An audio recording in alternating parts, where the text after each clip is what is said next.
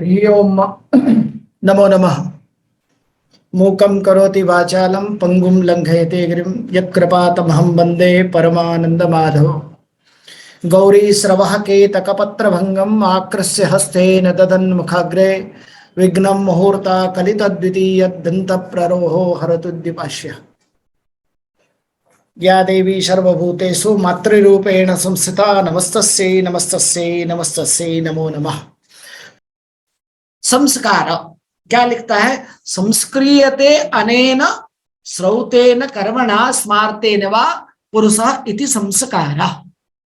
अर्थात श्रोत, अब श्रुति स्मृतियों में एक पुरुष को, एक जातक को पुरुष के रूप में, मानव के रूप में स्थापित करने के लिए जो संस्कार दिए गए उसको यहां हम संस्कार कहेंगे।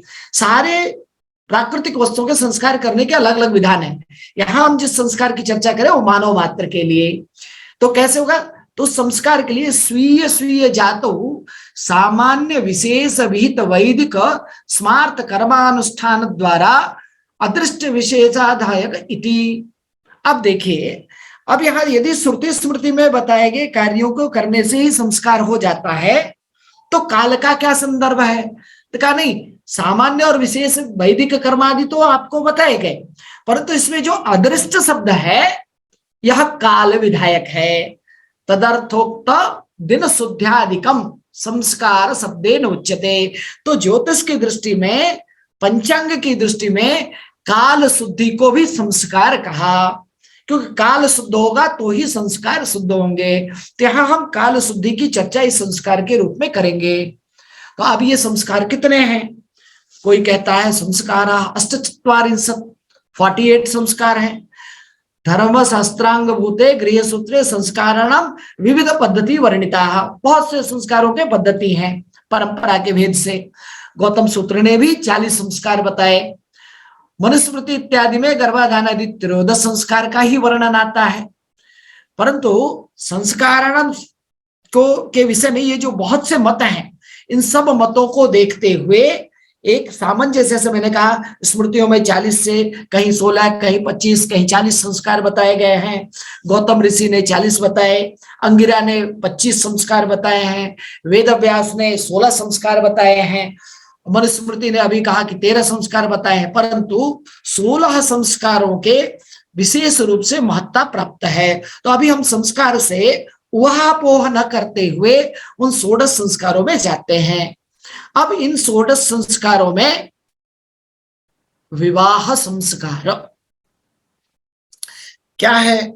ना पुत्रस्य लोको अस्ति सत्सर्वे पशवो विदुः पुन्नाम नरका त्रायते इति पुत्रः। अभी देखिए, लक्ष्य बता रहे हैं कि विवाह के क्या, विवाह संस्कार करने के कारण क्या क्या है।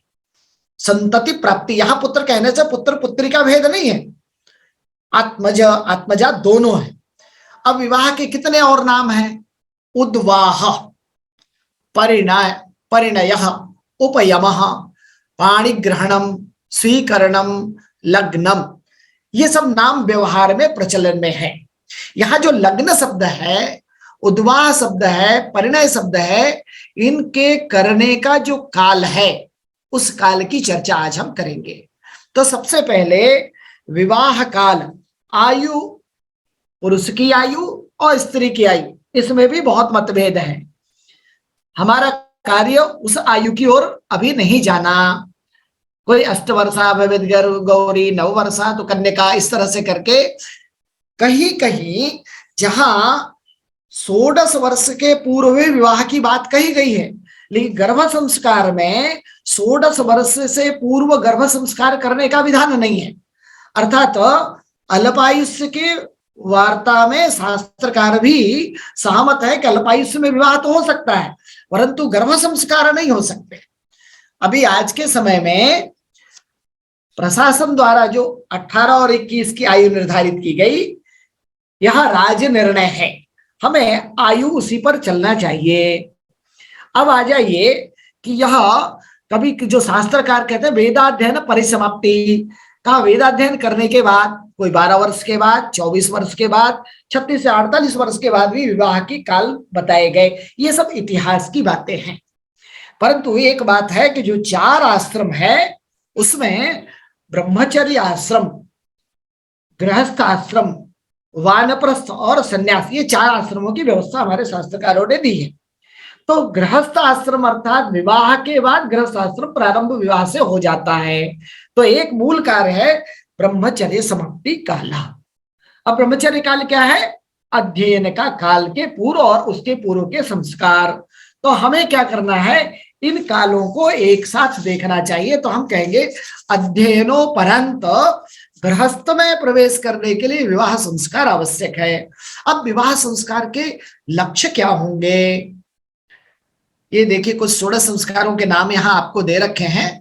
ये केवल आपकी जानकारी के लिए, हम उनका नाम इसलिए नहीं लेंगे कि आपने कल उपनयन संस्कार तक देखा, उसके बाद केशांत संस्कार, समावर्तन संस्कार, उसके बाद आता है विवाह संस्कार। इसकी चर्चा हम करने वाले हैं। अब विवाह कितने प्रकार के हैं? तो ब्राह्मो दैवस तथाचारस, प्राजापत्यस तथा असुरः, गंधर्वो राक्षसश्चैव पैशासश्चाष्टमो अधमः। ये ब्राह्म, दैव, आर्ष, प्राजापत्य, आसुर, गांधर्व, राक्षस और पैशाच। अब ये सारे विवाह के लिए मुहूर्त का कार्य नहीं है। ब्राह्म विवाह के लिए जो सर्वोत्कृष्ट विवाह माना जाता है उसमें हम काल का विवाह करेंगे। वो आसुर विवाह इत्यादि में तो, राक्षस और पैशाच विवाह इत्यादि में तो काल नहीं देखते, वो विवाह इत्यादि कर लेते हैं। तो लेकिन वहां लक्ष्य पूर्ति नहीं है, क्योंकि लक्ष्य नहीं है। जैसे आचार्य कह रहे भार्या त्रिवर्ग करणम शुभशील युक्ता शीलम शुभम भवति लग्न वसेन तस्याः। महत्वपूर्ण है लग्न वसेन, जो विवाह का लग्न है, विवाह का काल है, उसके आधार पर जो दाम्पत्य जीवन है, जो पत्नी है और पति है, उसके बीच में शुभशील युक्ता, शुभ और गुणयुक्त जीवन चलने के लग्न वश्य में, उसके लग्न के आधार पर 3 लग्न यहां उपस्थित होंगे। वर का जन्म लग्न, कन्या का जन्म लग्न और विवाह का जन्म लग्न। देखिए एक भेद महत्वपूर्ण है, जब जातक जन्म लेता है तो विवाह के पूर्व जितने संस्कार होते हैं वह जातक के अकेले के संस्कार होते हैं। वास्तव में इसको दाम्पत्य जीवन में पति पत्नी दोनों के एक साथ संस्कार होते हैं। तो यह गार्हस्थ जीवन में ये द्वितीय जन्म है और यहाँ जन्म संयुक्त रूप से होता है। इस संयुक्त रूप को कैसे जाने? जैसे अर्धनारीश्वर शिव का स्वरूप है, वागर्ता विव संपृक्तो वागर्थ प्रतिपत्तये जगता पितरो वंदे पार्वती परमेश्वरो। तो कहा उस काल के लिए तस्माद् विवाह समयः परिचिन्त्यते ही तन्निघ्नताम उपगता सुतशील धर्माः। का जो भार्या, जो विवाह करने जिस कन्या से पुरुष का विवाह हो रहा है वह शुभशील गुण से युक्त तो हो, लेकिन जब विवाह का समय हो उस काल का चिंतन करना है। समय का चिंतन कर 3 प्रकार के चिंतन है। वर का वर्ण करना चिंतन है, कन्या का वर्ण करना चिंतन है, वो उनके कुलशील इत्यादि के आधार पर करना है। परंतु इनका विवाह कब किया जाए, यह विवाह का समय चिंतन करना ही इस शास्त्र का परिचय है। क्योंकि विवाह के जो लक्ष्य हैं वो 5 लक्ष्य मुख्य हैं। सृष्टि करना, काम को सीमा में बांधना, स्वच्छंदता का काम न हो, 3 ऋणों में से पितृ ऋण से मुक्ति प्राप्त करना और वसुधैव कुटुंबकम की भावना बढ़ाना। क्योंकि विवाह के बाद हम आत्मजा के रूप में अपना विस्तार करते हैं और विस्तार करने से हमारा ममत्व बढ़ता है, कुटुंब की भावना बढ़ती है। तो हम फिर क्या करते हैं, इस तरह से कुटुंब बढ़ाते बढ़ाते हम वसुधैव कुटुंबकम की संकल्पना की ओर प्रवृत्त हो जाते हैं। ये 4 लक्ष्य हो गए। 5वां लक्ष्य है कि विवाह में त्याग, क्षमा, धैर्य और संतोष, इन सब में बैलेंस करने का, इनसे संग्रह करने का, अभ्यास करने का गार्हस्थ जीवन है। गार्हस्थ जीवन को बहुत उतार चढ़ाव देखना। तो ऐसे विभिन्न उद्देश्यों से परिपूर्ण जो कार्य करने का गार्हस्थ जीवन है, उसके लिए तस्माद् विवाह समयः परिचिन्त्यते, विवाह समय का चिंतन करना चाहिए। अब विवाह के अंग क्या क्या होंगे? जैसा मैंने कहा, वर के वर्ण का समय चिंतन करना, कन्या के दान का समय चिंतन करना। अब कन्यादान में भी कई स्तर है, जैसे पाणी ग्रहण कराना अग्नि साक्ष्य के संदर्भ में, सप्तपदी का कार्य कराना।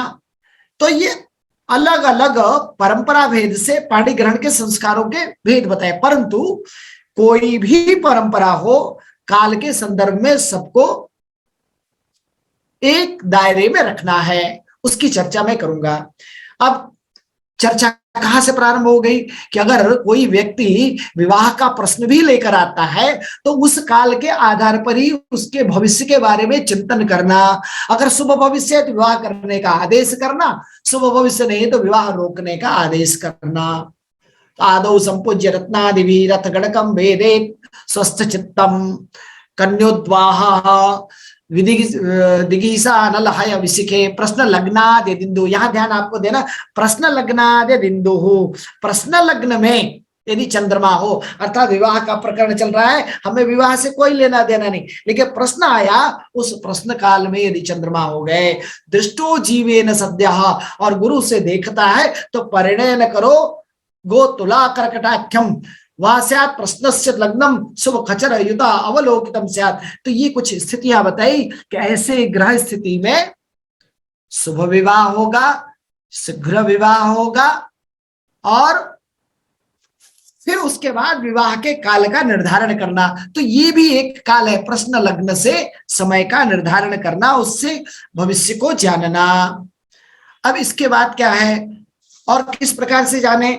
वर और कन्या के जन्म काल के आधार पर उनके जन्मांक चक्र को देखकर उसमें शुभ अशुभ का ज्ञान करना, उसके आधार पर आगे बढ़ना। आप सभी ने व्यवहार में सुना होगा, किसी में वैधव्य योग है, किसी में मांगलिक दोष है, तो वो सब कैसे पता चला? ये पता चला जन्म काल के लग्न चक्र के आधार पर।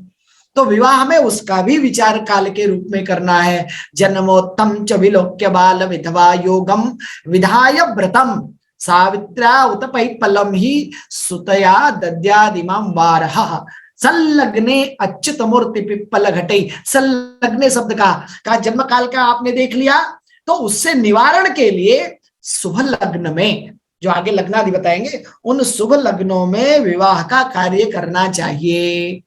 और ये पता कब चल गया? जैसे ही जन्माक्षर देखा वहीं से पता चल गया वो दीर्घायुष्य है, या उसमें वैधव्य योग है, या उसमें मांगलिक दोष है। उसके लिए शास्त्रकार बहुत से सावित्री विवाह, पिप्पल विवाह, विष्णु विवाह इत्यादि ये सारे उपाय बताया है, उनको करने के बाद आगे बढ़ना है। अथवा प्रश्न लग्न काल में ही शंखभेरी विपंची रवै मंगलम जायते वै परित्यम तदा लक्ष्यते का, उस समय जैसे ही किसी ने विवाह का प्रश्न किया, वो उस काल को देखते ही अगर शकुन शंख भेरी विपंची इत्यादि मंगल ध्वनि सुनाई देने लगे तो शुभ वाद्यों के शकुन से वो शुभ विवाह और शीघ्र विवाह कह देना है।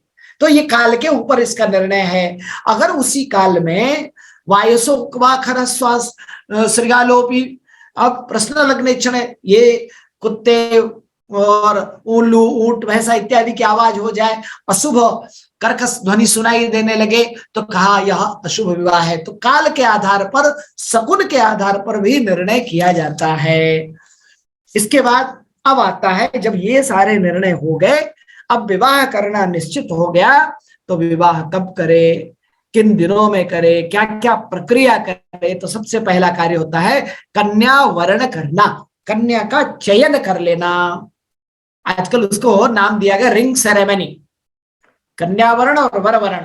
तो हम कन्या वर्ण में कन्या का अपनी कुल परंपरा और शास्त्र परंपरा के आधार पर वस्त्रालंकार का दिवी समेत ही फल पुष्प ही संतोष आदौ, उसे फल पुष्प अलंकार आदि से संतुष्ट करते हैं। कहा कब करें? ये तो प्रक्रिया हो गई, प्रक्रिया बताना हमारा कार्य नहीं, हमें कब करना चाहिए। तो आचार्य कहते हैं विश्वस्वाति वैष्णव पूर्वात्रय मैत्रेस्व वस्वाग्नेरिवाकर पीड्युतोचित वृक्षैहि उत्तराषाढ़ा श्रवण तीनों पूर्वा फाल्गुनी, पूर्वाषाढ़ा, पूर्वा भाद्रपद, अनुराधा, धनिष्ठा, कृतिका, और विवाह में भी जो नक्षत्र बताए उन नक्षत्रों में शुभ वारों में शुभ तिथियों में, पंचांग में आपको बताया नंदा भद्रा जय रिक्ता पूर्णा तिथियां है, उसमें से रिक्ता तिथि को छोड़कर किसी भी तिथि में, पापवार बताया है आपको वार के संदर्भ में, रवि मंगल और शनि को छोड़कर।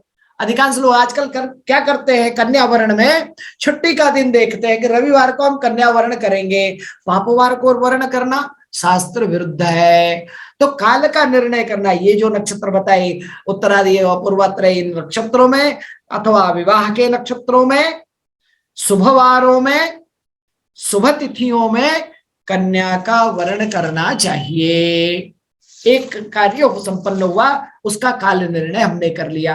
अब कन्या वर्ण होने के बाद कन्या पक्ष वाले वर वर्ण करते हैं, तो वर का चयन करने के लिए भी धरणी देवोथवा कन्यका सोदर शुभ दिने गीत वाद्यादि भी संयुत वर वृत्तिम वस्त्र यज्ञोपवीतादिना ध्रुव युतैर वहनि पूर्वात्रैरार्चरेत। अब कहा रोहिणी, उत्तरा फाल्गुनी, उत्तराषाढ़ा, उत्तरा भाद्रपद, कृतिका और तीनों पूर्वा, इन नक्षत्रों में, यहां भी आप कह सकते हैं विवाह के नक्षत्रों में, शुभ तिथि में, शुभवार में। अब पंचांग में से कम 3 अंग आपको मुख्यतः से देखने हैं, तिथि, वार, नक्षत्र।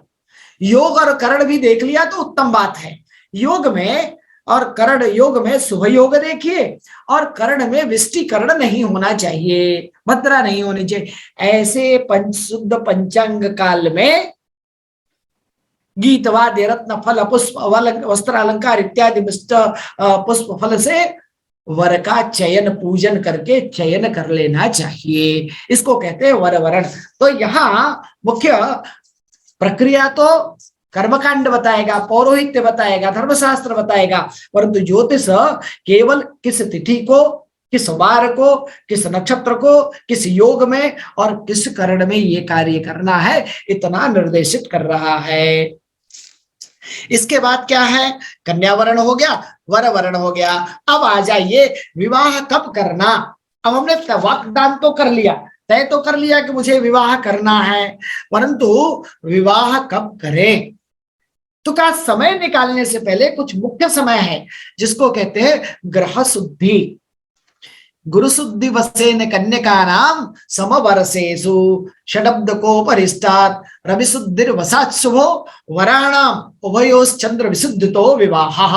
अब देखिए शास्त्रकार ने जो कन्या की आयु बताई है विवाह करने की, अभी हम उधर नहीं जाएंगे क्योंकि वह एक विवादित विषय है, परंतु यदि आज के राज्य शासन ने 18 वर्ष की आयु निर्धारित की है तो कह रहा है कन्या का विवाह सम वर्षों में, तो अब 18 से क्या लेंगे, 18, 20, 22 इस तरह से समय लेंगे, सम वर्ष होना चाहिए। और क्या देखना है, पुरुष का विवाह सम वर्षों में, अर्थात अभी 21 है, 21, 23, 25 इन वर्षों में।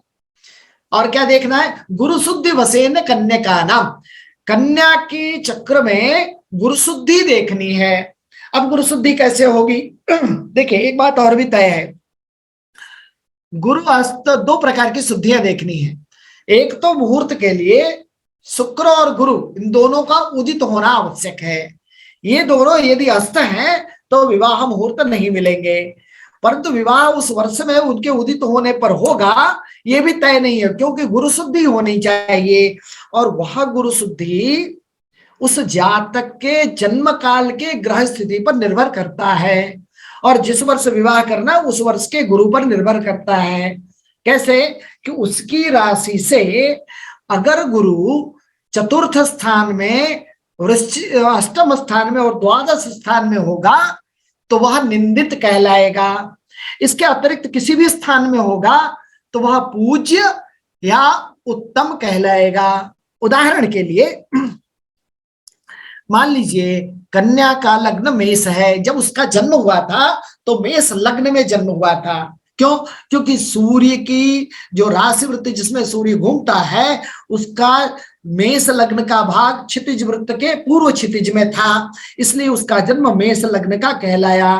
अब मेष लग्न में उसकी राशि भी कल्पना कर लीजिए मेष राशि, क्योंकि शुद्धि का विचार राशि से करना है, तो वहां मेष राशि भी है। अब देखना है मेष से चतुर्थ अर्थात कर्क का चंद्र, कर्क का गुरु, अष्टम अर्थात वृश्चिक का गुरु, क्रम से गिनेंगे मेष वृषभ मिथुन, कर्क चतुर्थ हो गया, सिंह कन्या तुला वृश्चिक अष्टम हो गया, धनु मकर कुंभ मीन 12वां हो गया। तो कहा चतुर्थ का गुरु, अष्टम का गुरु और 12वें भाव का गुरु होगा तो गुरु शुद्धि नहीं प्राप्त है, ऐसा जानना चाहिए। इसके अतिरिक्त यदि संख्याओं में होगा अर्थात प्रत्येक व्यक्ति का गुरु एक वर्ष में एक राशि का भोग करता है, तो 12 राशियों का भोग करने में 12 वर्ष लेता है। तो जैसे ही कन्या का विवाह करना है तो उस वर्ष अगर वह उसकी राशि से चौथे, 8वें और 12वें वर्ष में जा रहा है तो गुरु शुद्धि नहीं है, ऐसा जानना चाहिए। इसके अतिरिक्त है तो या तो उत्तम है या पूज्य होकर के गुरु शुद्धि का लाभ लिया जा सकता है। ठीक इसी प्रकार वर में सूर्य शुद्धि देखनी है। वर की कुंडली में भी उसकी राशि से चौथे स्थान में सूर्य, अष्टम स्थान में सूर्य और 12वें स्थान में यदि सूर्य होगा तो सूर्य शुद्धि प्राप्त नहीं है। इसके अतिरिक्त स्थानों में होगा तो उसे सूर्य उत्तम या पूज्य कहेंगे। अब आपको ध्यान क्या रखना है कि ये जो शुद्धि है ये गुरु और चंद्र ऐसा सूर्य क्यों दे रहा है, क्योंकि इसका काल से संबंध है। आपने सूर्य चंद्र को पहले पढ़ा है, और चंद्र शुद्धि दोनों में देखनी है, वर में भी कन्या में भी। तो अब गुरु की शुद्धि इसलिए देखनी है कि गुरु पति का कारक होता है। कन्या की कुंडली में गुरु दाम्पत्य का कारक होता है, तो उसे बलवान होना आवश्यक है। क्योंकि विवाह हम इसलिए नहीं करें आज विवाह किया कल त्याग दिया, क्योंकि संसार के जितने विवाह की पद्धतियां हैं उसमें सनातन पद्धति जो वैदिक पद्धति है उसमें विवाह करने की तो विधि है, विवाह विच्छेद की विधि नहीं है। जैसे यमनों में विवाह और तलाक दोनों का, निकाह और तलाक विवाह नहीं है, वो निकाह है। विवाह का अनुवाद निकाह नहीं है, क्योंकि निकाह के साथ तलाक बना हुआ है, विवाह के साथ तलाक शब्द नहीं है। मैरिज के साथ डाइवोर्स है, लेकिन विवाह के साथ विच्छेद नहीं है। तो यहां विवाह में गुरु पति कारक अर्थात उसके दाम्पत्य जीवन का कारक है। यहां विवाह एक बार हो गया तो मृत्यु के बाद ही विवाह बंधन से मुक्ति है। इसी प्रकार जो सूर्य क्यों देखते हैं कि सूर्य आत्मा रवि शीतकर सुचेता का है, सूर्य उस जातक के दीर्घायुष्य के और बल, क्योंकि वर को उस गार्हस्थ जीवन को चलाना है, चलाने की जो बल प्राप्ति होगी वो सूर्य से प्राप्ति होगी। और दोनों में चंद्रमा क्यों देखना है कि दोनों की मानसिक शुद्धि, कि चंद्रमा मन है और दोनों के मन में प्रसन्नता और शुद्धि होनी चाहिए, इसलिए वहां सूर्य शुद्धि, चंद्र शुद्धि, गुरु शुद्धि, चंद्र शुद्धि, ये शुद्धि का विचार कर लेंगे तो ही मुहूर्त के लिए जाएंगे। शुद्धि नहीं है तो मुहूर्त के लिए हम नहीं जा सकते। अब विवाह में कौन कौन से मास लेने हैं, मिथुन कुंभ मृगाल वृखा जगह। अब यहां मास का अर्थ तो चंद्रमा के मास हैं, 12 मास को आप जानते हैं, चैत्र वैशाख ज्येष्ठ आषाढ़ इत्यादि। लेकिन अब उसमें आपने मास की परिभाषा में पढ़ा होगा कि जिस मास में सूर्य की संक्रांति होती है वह मास कहलाता है, जिसमें संक्रांति नहीं होती वो 6 मास कहलाता है, और जिसमें 2 संक्रांति संक्रांति वो अधिक मास, जिसमें 2 संक्रांति वो 6 मास। असंक्रांति मासो अधिमास, जिसमें संक्रांति नहीं वो अधिमास, जिसमें 2 संक्रांति हो जाए वो 6 मास, और जिसमें 1 संक्रांति हो जाए उसे मास। तो कहा सूर्य की मेष संक्रांति का मास चांद्रमास, वृषभ संक्रांति का चांद्रमास, मिथुन संक्रांति का चांद्रमास, वृश्चिक मकर और कुंभ, इन राशियों का यदि सूर्य संक्रमण कर रहा है जिस चांद्रमासों में, उन्हीं चांद्रमासों में विवाह निर्धारित किया गया है। अब यहां आप देखेंगे तो अधिकांश सूर्य के सभी संक्रांतियां तो उत्तरायण की हैं, परंतु एक संक्रांति अर्थात वृश्चिक की संक्रांति दक्षिणायन की है, तो दक्षिणायन में केवल वृश्चिक की संक्रांति में ही विवाह होता है। अब यह जो सूर्य संक्रांति, तो एक स्टेप में हमने गुरु शुद्धि से देख लिया, वहां से बात बनी तो अब हम मास में आए। अब मास में यदि बात बन गई तो अब देखना है कि जन्म मास में विवाह नहीं होगा, जन्म नक्षत्र विवाह का नक्षत्र होते हुए विवाह नहीं होगा, जन्म तिथि में भी विवाह नहीं होगा। अब ये तीन और भी निकाल देने हैं, क्यों विवाह का मुहूर्त इतना आसान नहीं है, बहुत कठिन है विवाह मुहूर्त मिलना। तो क्यों? क्योंकि एक नया जीवन प्रारंभ कर बहुत सुव्यवस्थित तरीके से गणितीय पद्धति से इसको देखना है। तो जन्म मास, जन्म नक्षत्र और जन्म तिथि, इनको छोड़ करके जो मुहूर्त मिलेगा उसमें विचार करेंगे। आगे और क्या क्या विचार करेंगे, तो ये सब काल है, जन्म नक्षत्र, जन्म मास, जन्म तिथि। परंतु इसके लिए कुछ वचन है अन्य आचार्यों का, कि कोई कोई आचार्य कहते हैं ये विषय कि जन्म मास, जन्म नक्षत्र, जन्म तिथि त्याग देनी है, यह केवल प्रथम संतति में ही ऐसा करना चाहिए, द्वितीय संतति के लिए ऐसा अनिवार्य नहीं है। इसी तरह ज्येष्ठ, कन्या भी अपने माता पिता की ज्येष्ठ है, वर भी अपने माता पिता का ज्येष्ठ है, और ज्येष्ठ मास है, ऐसे में त्रिज्येष्ठ कहलाता है। क्योंकि ज्येष्ठ मास काल है, तो इस काल में भी विवाह नहीं होगा। एक ज्येष्ठ होगा तो उत्तम, दो ज्येष्ठ होंगे तो मध्यम, और तीन ज्येष्ठ होगा तो त्याज्य है। तो ऐसे ज्येष्ठ मास में विवाह मुहूर्त होते हुए भी त्रिज्येष्ठ हो जाने पर विवाह नहीं करना चाहिए। अब आ जाइए, जिस काल में वर कन्या का जन्म हुआ उसके आधार पर क्या फल करता है, तो उनके साथ विवाह करे या नहीं करे इसका निर्णय भी करना है। ससुरो विरास महिजौ सुतराम विदत्तः कन्या सुतो निरतिजौ ससुरम हतश्च ज्येष्ठा भजात तनया सुधवाग्रजम्बा सक्राग्निजा भवति देवरनाश कर्तृहि। वहां का यदि अश्लेषा में वर लड़के का जन्म हो या लड़की का, अगर आश्लेषा का जन्म है तो वह अपनी सास अर्थात पति की माँ या पत्नी की माँ, उनको मृत्यु यहां शब्द कहा है। मृत्यु का अर्थ केवल आत्यंतिक मृत्यु मत समझिए, उनको शारीरिक कष्ट होना स्वाभाविक है। इसी तरह मूल नक्षत्र में वर या कन्या कोई जन्म लेता है तो उसके ससुर को शारीरिक कष्ट स्वाभाविक है। इसी तरह ज्येष्ठा नक्षत्र में यदि कन्या का जन्म है तो अपने ज्येष्ठ अर्थात पति के बड़े भाई को शारीरिक कष्ट प्रदान प्राप्त होता है। ठीक उसी प्रकार अगर विशाखा नक्षत्र में जन्म है, यह काल का संदर्भ है जब जन्म लिया, विशाखा नक्षत्र की कन्या है तो वह अपने पति के छोटे भाई अर्थात जिसको देवर कहते हैं उसके लिए शारीरिक कष्ट का एक संकेत प्राप्त होता है। आगे चल के आचार्य ने इसमें बहुत ही मंथन किया, इसमें चरण भेद से भी प्रथम चरण का जन्म है, द्वितीय चरण का जन्म है, तृतीय चरण का जन्म है, चतुर्थ चरण का जन्म है, इसके अलग अलग भेद बताए हैं। मैं उतने विस्तार से आपको नहीं बता रहा हूं क्योंकि आपको प्रथम जानकारी क्या है वो आपको बताना चाहिए। अब इसके बाद जब इतना हो गया, वर वर्ण कन्या वर्ण करने के पूर्व ये कार्य करना है, उनके जन्म नक्षत्रों के आधार पर उनका गुण मिलान करना है। गुण मिलान में क्या है, वर्णोवस्य तथा तारा योनिश्च ग्रह मैत्रिकम गण मैत्रम भकूटम च नाड़ी चैत्य गुणाधिका। अब ये जो वर्णवस्य तारा योनि ग्रह मैत्री गणकूट भकूट नाड़ी है, ये सभी जन्म काल के आधार पर निर्धारित होते हैं। अब इसमें आप सभी जानते हैं कि 36 गुण होते हैं, 18 गुण से ज्यादा होगा तो ही विवाह होगा, और एक नाड़ी होगा तो विवाह नहीं होगा। तो ये सब विस्तार से विषय है, ये विषय विशेषज्ञ के पास जाकर के ये सब कर लेना चाहिए।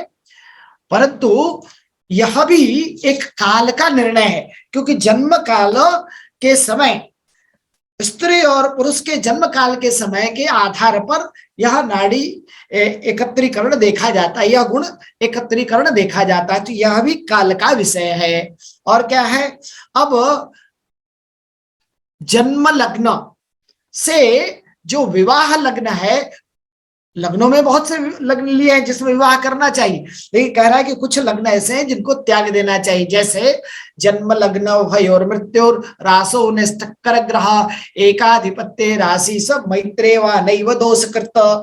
जन्म लग्न और राशि से, जन्म राशि से आठवीं राशि का यदि लग्न हो, जैसे मेष लग्न, मेष राशि का जन्म है, मेष लग्न का जन्म है, आठवीं राशि वृश्चिक आएगी, अगर वो विवाह लग्न है वो अशुभ है, यानी आठवां लग्न त्याग देना है। ठीक किसी प्रकार, लेकिन कब नहीं त्यागना है, जैसे मेष के लिए वृश्चिक हमने त्यागने को कहा, लेकिन वही नीचे कह रहा है एकाधिपत्य राशि समैत्रे, चूंकि मेष और वृश्चिक का स्वामी मंगल एकाधिपत्य हो गया, ऐसे में उसे अष्टम का दोष नहीं लगेगा, अथवा लग्न और अष्टम में ग्रह मैत्री हो जाए तो भी उनके अधिपतियों में, तो ही विवाह उस लग्न में कर सकते हैं। अब देखिए, सामान्यतः हम विवाह मुहूर्त निकालते हैं तो जो पंचांग में लिखा है वो मुहूर्त लेके आगे बढ़ जाते हैं, लेकिन इतना विस्तार से सूक्ष्म विवेचन करना है। इसी तरह दिन के 16 मुहूर्त, रात्रि के 16 मुहूर्त ग्रंथों में दिए हुए हैं, जो जिन मुहूर्तों में कहे गए उनके नाम यहाँ दिए हुए हैं। उनमें से एक मुहूर्त देखिए, दिन में अभिजित मुहूर्त आता है, दिन में 15 मुहूर्त है, उसमें जो मध्याह्न का मुहूर्त है वह अभिजित मुहूर्त कहलाता है। 15 मुहूर्त होने का अभिप्राय क्या है, 2-2 घटी के एक मुहूर्त होते हैं, बहुत से कार्य अभिजित मुहूर्त में किए जाते हैं। तो अभिजित मुहूर्त क्या कहलाया, दिन के मध्याह्न के, दिन और अस्त सूर्योदय सूर्यास्त के बीच का समय निकाल लेंगे, उसमें मध्य की जो 2 घटी है अर्थात 48 मिनट है, वह क्या कहलाएगा, अभिजित मुहूर्त कहलाएगा। इसी तरह रात्रि में भी 15 मुहूर्त आते हैं, क्योंकि इसका विवाह से संबंध नहीं है, फिर भी मुहूर्त का कार्य आता है। यह इसलिए है कि जो कार्य जिस नक्षत्र में कहा गया, अगर उस नक्षत्र में नहीं हो रहा है और करना आवश्यक है विवाह भी, तो इन 15 और दिन के 15 और रात्रि के 15 मुहूर्तों में से उनके अधिपति से, उनके स्वामी से संबद्ध जो मुहूर्त आएगा उसमें वो कार्य कर लेना चाहिए। अब आ जाइए अभिजित मुहूर्त कैसे, कुछ नक्षत्रों के विचार, क्या क्या विवाह में नक्षत्र लिए वो शास्त्रकार बता रहे हैं। पहले कहा ना वर वर्ण कन्या वर्ण में कि विवाह के नक्षत्र ले लेने चाहिए, तो विवाह नक्षत्र में मृगशिरा, हस्त, मूल, अनुराधा, मघा, रोहिणी, तीनों उत्तरा और स्वाति, ये नक्षत्र लेने हैं, परंतु ग्रहवेध रहित। अब आगे चल के बहुत विस्तार में थोड़ा सूक्ष्म अध्ययन करेंगे तो सप्तसला का और पंचसला का वेद आता है। तो कहा यदि उनसे पाप ग्रहों से विद्ध है लग्न, एक तो पहले किसी ग्रह से विद्ध नक्षत्र नहीं होना चाहिए, लेकिन अगर विद्ध भी है तो पाप विद्ध है तो वो नक्षत्र में विवाह नहीं करना चाहिए। यहाँ जो अभिजित नक्षत्र को भी लोग विवाह में लेते हैं, तो अभिजित कहां से आया, उत्तराषाढ़ा का अंतिम चरण, अर्थात उत्तराषाढ़ा का जितना मान है उसका 1/4 लास्ट का, और श्रवण के प्रारंभ की 4 घटी कहें, या श्रवण के पूरे मान का 15वां भाग जो प्रारंभ का है, उन दोनों को मिला देने से जो काल बनता है वह अभिजित मुहूर्त कहलाता है। ये करने के बाद और क्या विचार करना है, बाण दोष का विचार करना है। देखिए 5 बाण होते हैं, रोग बाण, अग्निबाण, राजबाण, चौरबाण, मृत्यु बाण, और विवाह में यही जो अंतिम बाण है मृत्यु बाण वो त्याज्य है। तो बाण कैसे निकलेगा, जो मुहूर्त की तिथि आप ले रहे हैं उसकी गत तिथि की संख्या ले लीजिए, शुक्ल पक्ष की प्रतिपदा से गिन लीजिए, गत तिथि का नंबर 5, 10, 15 जो भी है वो ले लीजिए, और उसमें जो लग्न में विवाह कर रहे हैं वो लग्न की संख्या कैसे, अगर धनु लग्न है तो 9 जोड़ दीजिए, वृषभ लग्न है तो 2 जोड़ दीजिए, इन दोनों को जोड़ने के बाद उसमें 9 का भाग दे दीजिए। भाग देने पर लब्धि कुछ भी आए, जो शेष बच गया वह बाण कहलाएगा। एक बचेगा तो रोग बाण, अग्निबाण, इस तरह से राजबाण, चौरबाण। तो यदि मृत्यु बाण आता है तो मेरा मानना है कि मृत्यु बाण में विवाह नहीं करना चाहिए। अब मृत्यु बाण में भी अगर विवाह करना ही है तो भी उसके कुछ परिहार आचार्य ने बताए हैं, वो हम आपको आगे बता रहे हैं। अब मृत्यु बाण के लिए जो नंबर्स हमने बताए आपको, उन नंबर्स को देखिए, ये भाग देने पर जो शेष रहता है वो कितने कितने नंबर पे कौन सा बाण आएगा। वो कैसे है कि अगर 8 बचेगा तो रोग बाण, 2 शेष बचेगा तो अग्निबाण, यहां नहीं लिखा इसलिए बता रहा हूं, 4 शेष बचेगा तो राजबाण, 6 शेष बचेगा तो चौरबाण, और 1 शेष बचेगा तो मृत्यु बाण होगा। तो 9 का भाग देने के बाद अगर 1 शेष बचता है तो समझ जाइए कि यह मृत्यु बाण है, और मृत्यु बाण में विवाह नहीं करते। रोग बाण में औषधि, अग्निबाण में गृहच्छादन, राजबाण में राज्य कार्य, चौरबाण में धन संग्रह अन्न संग्रह नहीं करते। इसी प्रकार मृत्यु बाण में विवाह नहीं करते। लग्न शुद्धि भी देखनी है। लग्न का नवमांश पति यदि उसे देखता हो, या नवमांश का सप्तम का पति भी उसे देखता हो, या शुभग्रह की युति हो, ये सब लग्न वास्तव में ये ज्योतिष का विषय है। तो लग्न बलवान कैसे होगा, क्योंकि नवमांश से विवाह देखते हैं। यदा लग्नांशेषो लवमत तनु पश्यति युतो भवेद्वा वोढु शुभ फलम अनल्पम रचयति। तो लग्न का जितना महत्व है उससे ज्यादा लग्न के नवमांश का महत्व है। तो इस तरह से लग्न के नवमांश और उसमें सप्तम नवमांश यदि बली है तो विवाह शुभ होता है। तो केवल लग्न को मत देखिए, एक लग्न को 9 भाग करेंगे, एक लग्न लगभग 2 से सवा 2 घंटे का, उसके 9 भाग करेंगे यानी 15-15 मिनट के, उसमें यदि नवमांश पति बलवान है तो उसमें विवाह करना चाहिए। इसको कहते लग्न शुद्धि देखना। अब कुछ और लग्न है, पगवंद कांड लग्नानी, ये सब लग्न है। जैसे दिन में विवाह हो रहा है या रात्रि में विवाह हो रहा है। तो दिन में तुला और वृश्चिक, और रात्रि में धनु और मकर का यदि लग्न है तो उसे वधिर लग्न कहते हैं। तो इसका फल क्या होगा, वधिर लग्न में विवाह करने से दरिद्रता आती है। और अगर दिन में मेष और वृषभ और सिंह का लग्न है विवाह का, रात्रि में मिथुन कर्क और कन्या का लग्न है, तो वह अंध लग्न कहलाएगा। अंध लग्न का फल क्या है कि वह दिन में वैधव्य का फल देता है, और रात्रि में यदि अंध लग्न है तो संतति नाश करता है। ठीक इसी प्रकार अगर कुंभ लग्न में दिन में विवाह है अथवा मीन लग्न में रात्रि में विवाह है तो पंगु नामक दोष है। का इसका फल क्या है, का धननाश यानी दरिद्रता प्राप्ति। और अब ये सब इतना यदि हमने देख लिया तो आप सोच रहे होंगे तब तो मुहूर्त मिलना बड़ा कठिन है। और मुहूर्त एक तो बड़े संयोग से वर मिला या कन्या मिली, और इन्होंने इतने मुहूर्त के लक्षण बता दिए, तो विवाह ही होना असंभव दिख रहा है। तो कहा नहीं, अगर उस लग्न पर जो दोष युक्त है पगवंद कांड लग्नानी में, अगर उस पर गुरु की दृष्टि है, सप्तम पंचम और नवम पूर्ण दृष्टि है, तो सारे ये जो अशुभ फल बताए वो समाप्त हो जाएंगे और शुभ फल प्राप्त होगा। इसलिए गुरु की दृष्टि इन दोषों के संदर्भ में देखना चाहिए। और क्या करना चाहिए, ये लग्न में कौन कौन से लग्न लेने हैं तब, तो कहा उत्तम विवाह के लिए उत्तम लग्न है मिथुन, कन्या, तुला और धन। इन 4 लग्नों में सौभाग्य की प्राप्ति होती है। ऐसा नहीं कि अन्य लग्न त्याज्य है, अन्य लग्न मध्यम है। ये 4 सबसे उत्तम फल देने वाले, वो आपको बता रहा हूं। अगर मीन के नवमांश में भी विवाह हो, मीन का नवमांश क्या है, कोई भी लग्न हो उसका यदि नवमांश मीन में आ जाता है तो उसमें भी विवाह करने से शुभ फल की प्राप्ति होती है। कार्मुक तौली कन्या युग्म लवे जसगे वा यदि भवेद उभयास्तरहि सति खलु कन्या। कुछ थोड़ा मिसप्रिंट लग रहा है यहाँ। अब परिहार, मान लीजिए इतने हमने विवाह के मुहूर्तों के बारे में चर्चा कर ली, लेकिन यह विवाह आगे एक और विषय आएगा, गोधुली मुहूर्त आपने सुना होगा, उसकी चर्चा करके मैं चूंकि आज आपका प्रश्नोत्तर भी 10 मिनट लूंगा इसलिए अभी बंद करेंगे। तो अगर ये सारे मुहूर्त के दोष आदि दिख रहे हैं, परंतु विवाह लग्न में त्रिकोणे केंद्रे वा मदन रहिते दोष शतकम हरित साम्य, केंद्र या त्रिकोण में अर्थात 1, 4, 7, 10 और पंचम नवम में लग्न के इन भावों में सप्तम को छोड़कर अगर बुध बलवान है तो 100 दोषों का विनाश हो जाता है। और अगर बुध के स्थान पर ठीक त्रिकोण या केंद्र में 7वें स्थान को छोड़कर शुक्र यदि विराजमान है शुभग्रह, तो 200 दोष का भी विनाश हो जाएगा, फिर उन दोषों का विचार नहीं करना।